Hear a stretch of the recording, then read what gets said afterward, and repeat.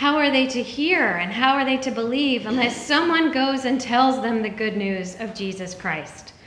Well, I'm so grateful that in the Reformed tradition we believe that the good news of Jesus Christ is something that we continually need to be refreshed in our learning. We believe in the ongoing study of ministers so that we can stay current in the field of biblical scholarship, and also so that we can share the depths of what God's good news means for us in our contemporary context, because God is continually speaking into our experience, even today. So I'm excited to share with you this travelogue of my recent study leave in Leuven, Belgium. It was for the European Association of Biblical Scholars, Biblical Studies, so you didn't have to be a scholar. I was a pastor there.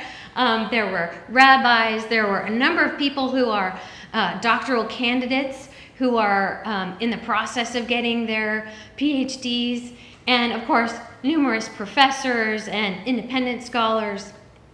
And one of the beautiful things about this association is that they believe in raising up the next generation of scholars. And so students who are working on their dissertations were allowed to present as well.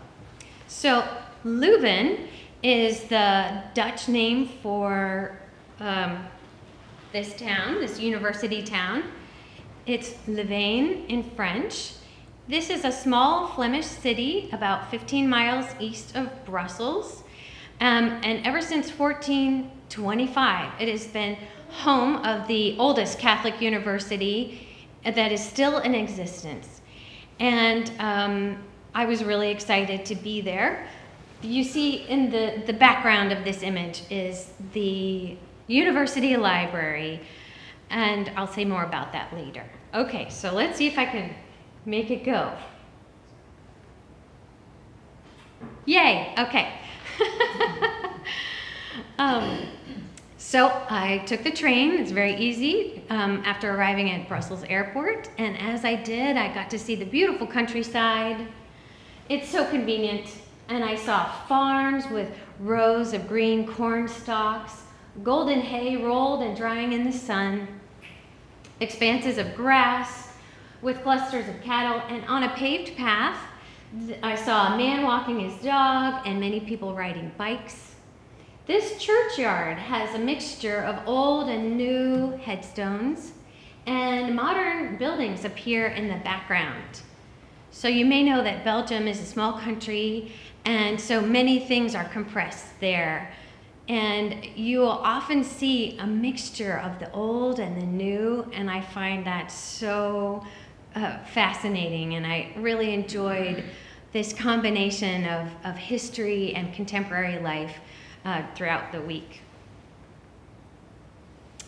Right, so you get into town, and I started walking, and one of the beautiful buildings is this historic Greek temple front. It's now the entrance to the city's modern art museum called M. Leuven. And you'll see in the front there are bicycles leaning against the columns, and they're used by all ages. And there's a big black one that has, it's been fitted out so that you can carry passengers, groceries, fresh flowers, meals on the go, and a lot of people use these throughout the city. The sign above it says the library reading hall. It was for a public reading hall, and the building itself welcomes people. There's a cafe there, and so they have different exhibits happening. And just to give you a feel for how many people might be living there, 60,000 residents and another 60,000 students, and they just make riding bikes as part of their regular daily routine, and also people have cars and ride buses and so forth. But we're thinking about seeking wisdom, and in the ancient days, going to the temple was part of the classical learning and classical experience. But then we get to the church. So the Grote Markt is the great market. It's in the center of town, and so what you see here is the side of the church, St. Peter's Kirk, and over there the beautiful building is the town hall. And so this Gothic town hall has called lacework. It's very fancy, and the building of the church started at the same time as the university in 1425, and it was on the site of a previous earlier church that was built in 982. And it was perfect timing as I was walking past toward my hotel, carrying my backpack. The bell rang, and I was like, okay, I'm going in. And I should say that I visited here exactly 30 years ago when I got to take a European vacation with my parents. And so I was thinking a lot about that, and I remember touring in this church with my dad, and it's a beautiful place, and the thing about the beautiful architecture is that a lot of it has been rebuilt. So, sad fact of reality. In August of 1914, the German army came into Belgium, and they like wrecked and destroyed and committed so many crimes. It was unbelievable. But they took over this town hall because it was the most beautiful and fancy, and that was theirs. So they didn't burn that one down. And they spared it. The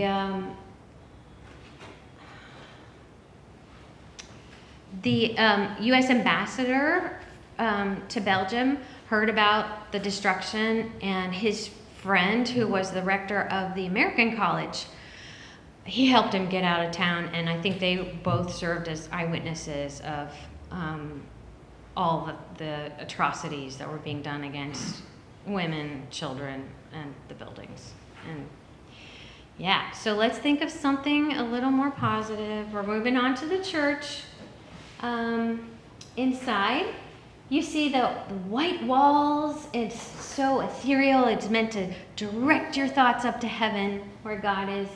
And the black and white checkered floor, the tiles, just like in a lot of paintings.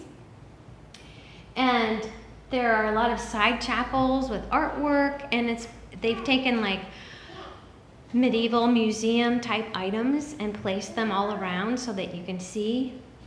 Over here is a reliquary, so it's like the bone of a Christian person who died as a martyr or maybe was a saint. And for many generations and hundreds of years, people would come visit this church to see relics like this. And it was part of a pilgrimage, and it's kind of sweet. The holder is designed like a church, and it's meant to represent that this is a part of the body of a person who has died, but they have gone on to heaven, our heavenly home. And so I don't think relics should be thought of as like magic, but they're a way of reminding us of the precious worth of each individual person through whom God worked for his purposes for good in the world, through particular people in particular places. And we may not know the name of this relic that remains from someone, but God does. And in a very practical, tangible way, we're all connected, not only by our common humanity, but our shared faith in Jesus Christ as the Lord of the resurrection power, through whom we trust that we will be raised again. All right. So there's a really famous painting. This altarpiece is called The Last Supper, and it was made in the 1460s, and it was painted by Dirk Boutz for this exact location, and it holds a place of honor here. The cool thing is, look at the people. They're not sitting in Jerusalem. The background, the room that Jesus and his disciples are in, looks like one of the Flemish homes. It's like Jesus, who comes to be with us in the Lord's Supper, he's where we are. And so he drew a scene of like a neighboring household. So it's like 15th century Leuven. You see the archways of the windows and the pretty tiled floor. And then in the side pictures, it shows some of the Bible passages that would be spoken about as precursors, special meals in the Old Testament that are like clues about what God was going to do in Jesus. They're like the foreshadowing of Jesus' Lord's Supper. So they have Abraham with Melchizedek. There's the Passover in Egypt. There's gathering manna in the wilderness, and Elijah fed by the angel.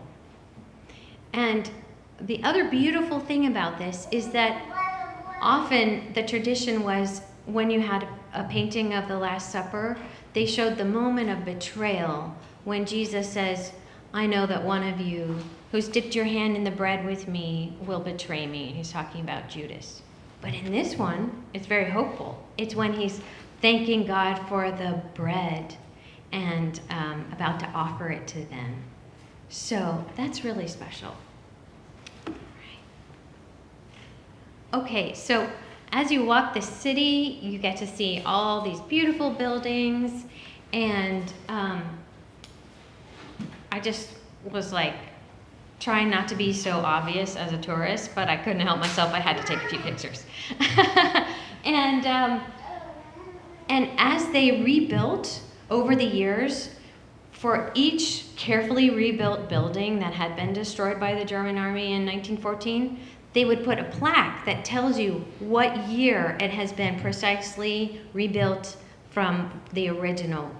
And it's just so lovely. And I think that's meant to teach us also about resilience. Things get wrecked, we can rebuild. And let's have a positive can-do attitude. They didn't lose their culture and the gifts and talents of those who came before them. They're like, we can rebuild it. And they did. It was really a gift to just be part of all that.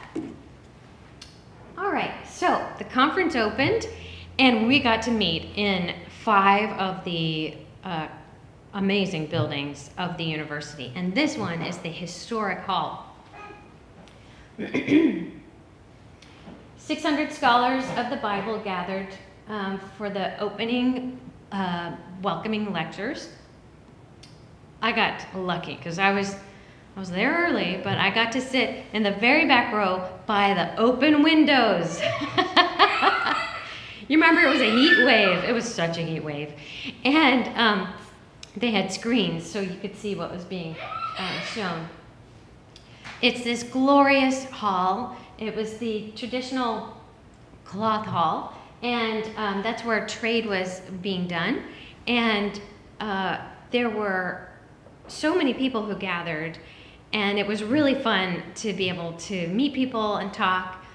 And the 3 gentlemen that you see here are some of the professors, members of the faculty who gave introductory lectures. Some of the faculty are women, and it was amazing to just soak up the history of this place. So, did you know that Erasmus of Rotterdam came to this university way back in 1517? And so he helped found Leuven's Collegium Trilingue.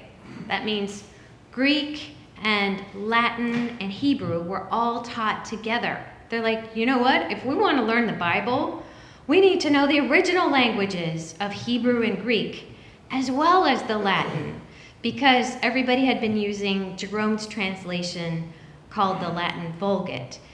And they were like, okay, Erasmus, you are going to be our leader in this area. And he had written the Novum Testamentum, which was the New Testament translation, and it had appeared the year before. And you may know that 1517 was an important year because that was the same year that Martin Luther wrote his 95 Theses. So ad fontes, to the sources, was this rallying cry among people who were studying in humanistic education and also mainly the Bible and the church. So this was really meaningful. And then another thing that was excellent was the learning of Hebrew itself. So in 1518, this is basically like a class handout. Matthias Adrianus, the Collegium's first professor of Hebrew, printed this single-sheet Hebrew alphabet there in Leuven in March of 1518. And it was a beginner's chart with letters and vowel points and some examples. And below it, you see someone's handwriting in Hebrew. They learned it so well that by the end of the semester, the students were sending each other letters in Hebrew. And this was remarkable. This was like the first time that Hebrew had been brought into Belgium and the Netherlands. And the man himself who helped them learn it was a Jewish physician who had grown up in Spain, but there was because of the Spanish Inquisition, there was like a lot of, it was tough times, so Jewish people went north and had religious freedom in the Netherlands and in the Low Countries. So, next, a grant awardee. This was really fun. As I said, they're really supporting younger scholars in their studies.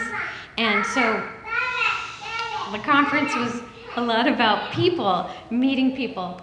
And so part of the good news of this week was a research grant awarded to doctoral student Hiro Wang in Biblical Studies at Trinity College, Dublin. And next to her is Professor Amanda Dillon. She teaches at Dublin City University, and she's congratulating her. And Amanda is like the president of a branch of the scholarly community there in Dublin, and she was teaching about Bible journaling. So I brought my Bible journal. She's doing a study in the theme of the reception of Scripture, and so I went to her lecture, and it was about how journaling Bibles have been like printed since like 2010, and it's a whole thing. And now there are like Facebook groups and Instagram and all these communities of like hundreds of thousands of mostly women, but anybody can be in it, around the world who get into Scripture on a personal level and are journaling about it and sharing their thoughts and images. It's amazing. So, a nice feature was that 130 people also participated online. So, and people were there from many different countries, all across Europe, Asian countries, and the Americas. Okay, so where is wisdom to be found? The motto of the college, which is actually traditional in a lot of different Catholic universities, Sede Sapientia, seat of wisdom. And that's like the seal of the school. It's on a banner at like a reception that they had for us after the opening plenary. And you see here an image of Mary sitting on a throne holding Jesus, who looks like a little man. Because Jesus is like the eternal Logos, the eternal Christ, and the wisdom of God, the Word of God made flesh. And Mary has been called the seat of wisdom because she was the human person who brought the Lord Jesus into the world. And so Jesus was a child, and then he grew up in wisdom, and yet somehow, because he's divine, he's always had God's divine wisdom. I don't know, it's kind of amazing. But one way to think about it is that all of our goals in achieving more wisdom are good. We're striving for wisdom, but ultimately, wisdom is something we receive more than we achieve. And it's really special. God is at work even as we're seeking to learn more about him and draw closer to him. He helps us, gives us insight.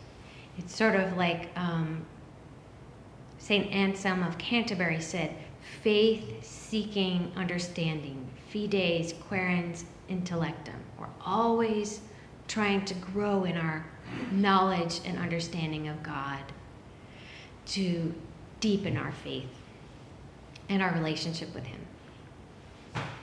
Okay, so then there were so many lectures. I was just like taking notes in my journal, and but some of them I took pictures of just to give you a feel for them. Some of them had like visuals that went with them. So this woman is presenting all about the synoptic and the hypothesis of like there's Matthew, Mark, and Luke, and there are a lot of similarities between them, and then there's John. So she set out in parallel columns, like phrase against phrase, comparing like this verse, exactly what it says in this passage and the same story as it appears in Matthew, Mark, and Luke. And then so you can see how on the granular level they're similar and different. And so it just reminded me of how amazing it is, like people are spending their full time paying close attention to all of this stuff. It's amazing. You have to be a patient person. And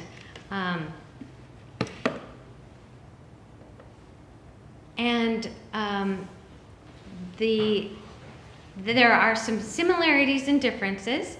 Basically, it's like they were like, hey, I feel like there's some repetition here. It seems like there's some similarities, but then there's something else. And that became known as Q, which is from a word quell in German that means source. So like maybe there was a source document that we don't have anymore that was used by some of them for part of it. And that was addressed in a lecture by a professor from Oxford on Thursday. All right, so let's go to the next one. The University Library. So the German army, they burned down this amazing library that had been in existence. There were 300,000 volumes. About 800 of them were handwritten medieval manuscripts. The oldest Czech Bible, things that you just feel like could not be replaced.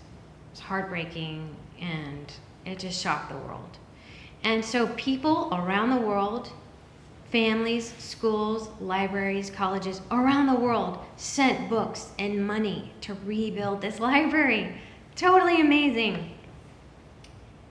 And then there was World War II. And so the building was rebuilt between 1921 and 28. And there was a little sign that said, thanks to everybody who helped us rebuild this after the Germans burned it down in 1914.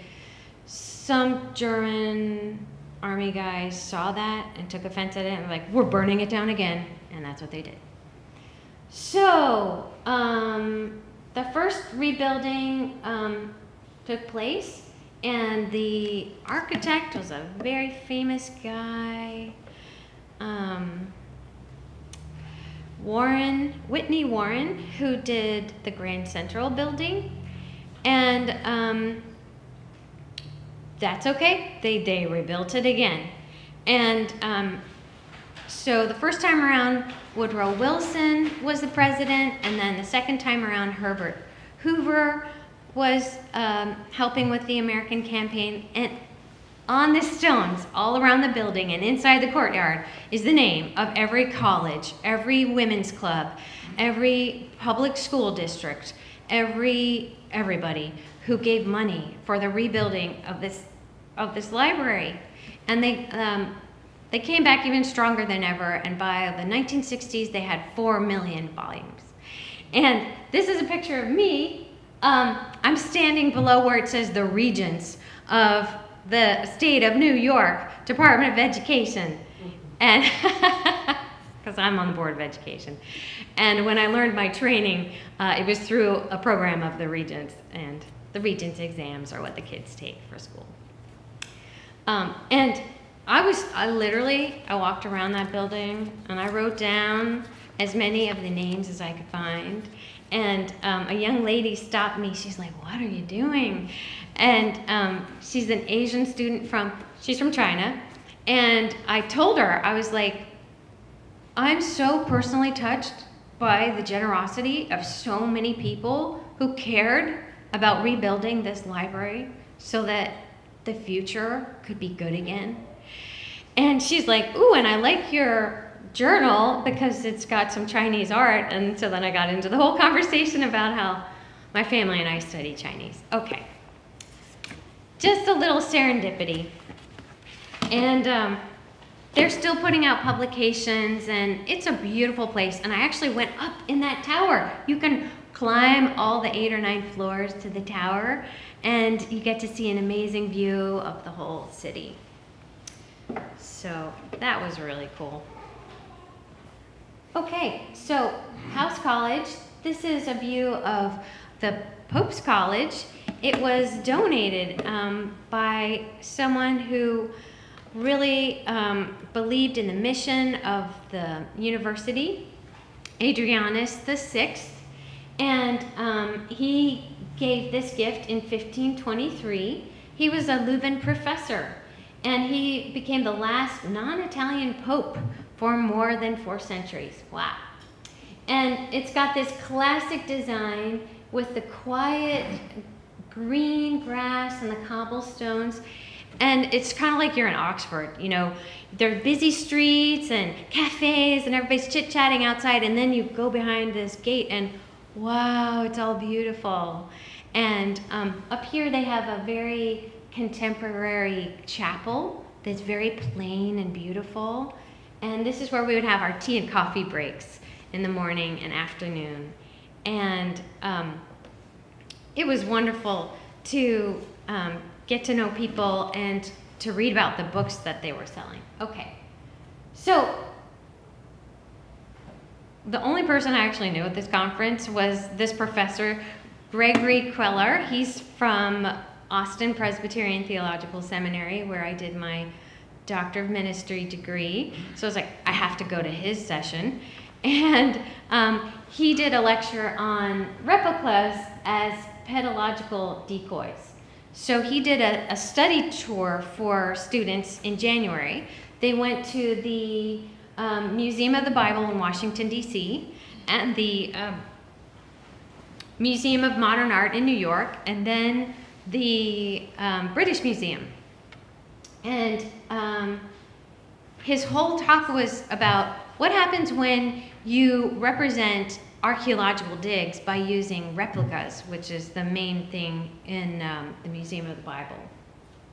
And it kind of gives a sort of legitimacy to it by saying the original is now in the British Museum, but actually it came from the British Museum. Fascinating. So keeping up to date on what's happening in the field, it was just totally fascinating. And then, this one I really enjoyed. This was a lecture about ancient archaeology, the prayer hall. A paper was about this mosaic floor from a 3rd century Christian prayer hall. Its Greek inscriptions still are legible in the mosaic stone floor. Over here, you see 2 fish, which recall Jesus' miracle of feeding thousands of people with 5 loaves and 2 fish. It's the medallion in the center, and it's one of the oldest Christian symbols there is, and the theme of my sermon last week. Well, in the center, you see what's considered the Lord's table, and it was dedicated by a man who had been in the Roman army, and he heard the good news about Jesus. And he said, Jesus Christ is the true God. And so he paid for these beautiful mosaics to be placed in the floor. It's really expensive to buy a mosaic back in the day. And they had 2 sections, the women's section and the men's section. And in the middle is where the Lord's table was. And so it was really cool to just delve into some of this. I also heard about a lot of stuff. Okay.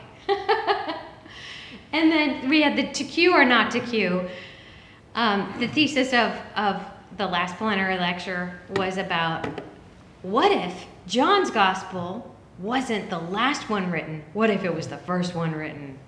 Which completely boggled everybody's minds, because that's like the opposite of what we were taught all these years. And so he brought in some specific examples of why certain verses could possibly get us thinking along those lines. And it was interesting that this professor from Oxford came to Leuven saying that, because the history of biblical scholarship in Leuven includes Franz Neyrick, who was a modern champion of this whole issue of the synoptic problem and Q or not Q and John. It was just totally fascinating. But I was like, wow, okay. I think I need to go back to church now. On the last night, we had a reception at the American College that I referenced earlier. It's a little bit out of town, up a hill. And as I was walking back, I saw this beautiful courtyard of Von Dale College and this statue. And I was like, what in the world is this? It's called Arcangelo IV. It's a contemporary sculpture made in 2024 and 25 by Berlinda de Broeker. And it's an image of a person who's covered by a cowhide, and this was to celebrate the 600th anniversary of the university. And so it's an idea that she got during the pandemic. This is like an archangel who doesn't have a halo, doesn't have wings. There's a hump in the shoulders where the wings should be. And it seems like, are they about to rise up, or are they just landing from heaven? And I took pictures of it from every direction. I stood there and I was kind of amazed. And then I read more about it, and it said, you know, in the pandemic, it was the nurses and the caregivers, the doctors, and the family members who were there in the midst of human suffering, and they were physically encouraging people who were suffering from this illness that we still didn't know what to do about. And she created this as a tribute to the people who carry other people's suffering. And I just found that to be so beautiful and special. It really got me thinking in a different way, because I was so interested in the glorious, pretty things that I was seeing all week. But sometimes it's the sad things that really touch our heart, and her intention there is that we be people who carry the weight of others and are there for other people in need. And then on the last day, I went to some bookshops, and I got a new hair barrette. And in the shop, I was amazed. This is apparently an altar that's still standing. The counter in this Leuven shop turns out to be a medieval center of a church, an altar, where you can still see some of the painting and the brick. And he said, look, cut into the surface is a consecration cross. It's a mark a bishop makes when an altar is blessed to be used for the Lord's Supper. And it was still up there underneath the handbags. I was like, what? I'm just surrounded by so much history, even in a shop that has a new use. It has this history of the Reformation and the wars, comings and goings, and the building has been through a lot, but the faith of the people carries on in this visible, tangible way. And we can't erase the history of the church and the people of faith who've gone before us. So I just thought that was really neat. I think basically it comes back to the faith that we have received. It's up to us to keep passing it along to the next generation.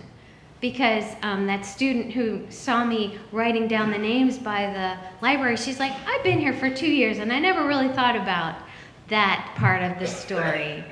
And so much of the learning that was done about the Bible and the manuscripts, the history of translation and the meaning of the text, is so that we will be able to receive God's good news in our lives. So we will be people who are caring for others and carrying the weight of their concerns. People who go forth with this good message of the love of Christ, who meets us whatever our living room looks like, whatever our church looks like. He's with us. And even among friends, people that we meet, God is building those relationships to encourage us to keep going in our faith. And for me, it was a really meaningful experience. So thank you very much.